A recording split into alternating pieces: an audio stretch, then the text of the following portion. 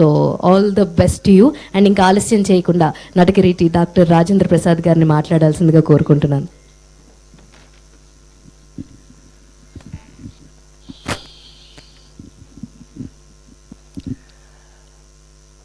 ఓం నమో వెంకటేశాయ.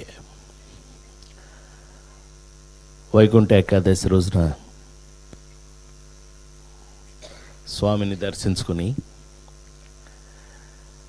నా ప్రాణానికి ప్రాణమైన తెలుగు ప్రేక్షక దేవుళ్ళందరికీ ఆయురారోగ్య ఐశ్వర్యాలతో మరి ముఖ్యంగా ఆనందంగా ఉండాలని ఆ స్వామిని ప్రార్థించి వచ్చి happy new year to you all అని చెప్తూ సహకుటుంబానాం సినిమాని మీకు చూపించడం జరిగింది. ఈవేళ ఇంత తొందరగా నేనైతే ఎక్స్పెక్ట్ చేయలే. ఉదయ్ యాదవ్ గారు, మనం ఒక ఫ్యామిలీ నమ్ముకుని మరి ముఖ్యంగా ఇవాళ నేను నా మీడియా అంటే 48 సంవత్సరాలుగా సినిమా ఇండస్ట్రీలో ఉంటే వీళ్ళతో పాటు నేను ఒక ఫ్యామిలీ మెంబర్ లాగా పెంచారు నన్ను, వాళ్ళతో పెరిగాను. ఇవాళ మీ అందరి ముందు ఇలా ఉన్నాను. కారణం ఇలాంటి సినిమాలే.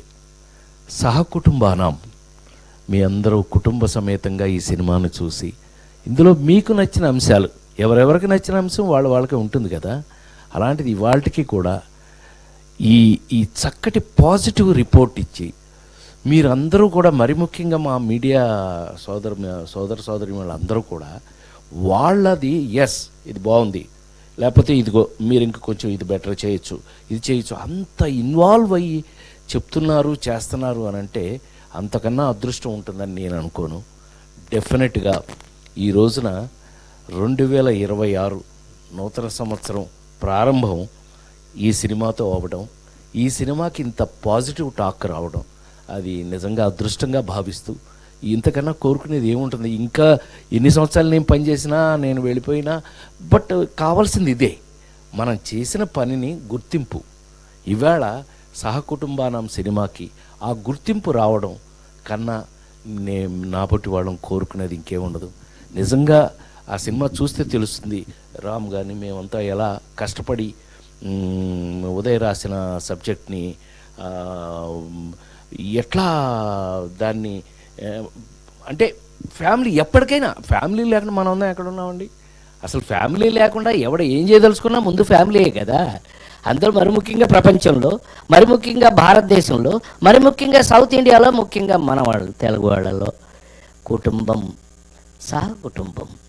సో ఆ కాన్సెప్ట్ తనకు మొదటి నుంచి అదే చెప్తూ వచ్చాను నేను ఉదయ్కి కూడా.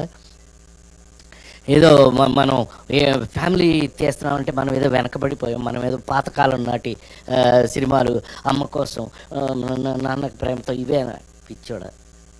మనం ఇప్పటికీ కూడా శ్రీమంతుళ్ళు, నాన్నకి ప్రేమతోలు, జులాయిలు అన్నీ చేస్తున్నాం, మనమే చేస్తున్నాం. ఈ గోల్లోంచి వచ్చినాయి ఇవన్నీ కూడా.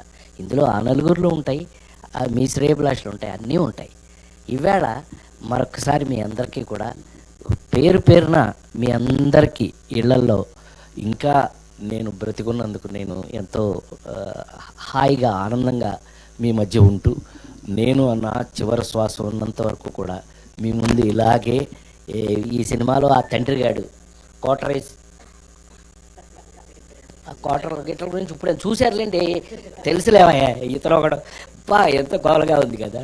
ఆ ఫాదర్ వాడిని లారీ డ్రైవర్ వాడిని తీసుకొచ్చి ఇతను ఫాదర్గా ఎత్తుకొచ్చి వీడు అనాథ, వీడికేమో ఫ్యామిలీ కావాలని, సహకుటుంబం కావాలని, మొత్తం మీద మీరు అందరూ ఎంజాయ్ చేస్తున్నారు కాబట్టి నేను తప్పించుకున్నాను.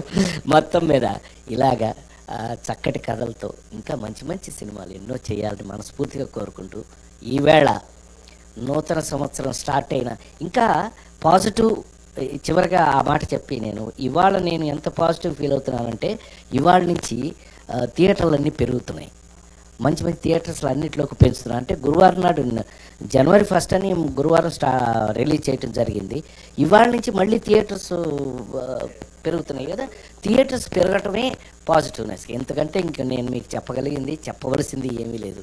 అందుకని దయచేసి సహకుటుంబంతో వెళ్ళి ఈ సినిమాను చూసి మీరు ఎంజాయ్ చేసింది 10 మందికి చెప్తారని మనస్ఫూర్తిగా కోరుకుంటూ నా ప్రాణానికి ప్రాణమైన తెలుగు ప్రేక్షకు దేవుళ్ళందరికీ మరొకసారి కృతజ్ఞతలు. Thank you so much sir. So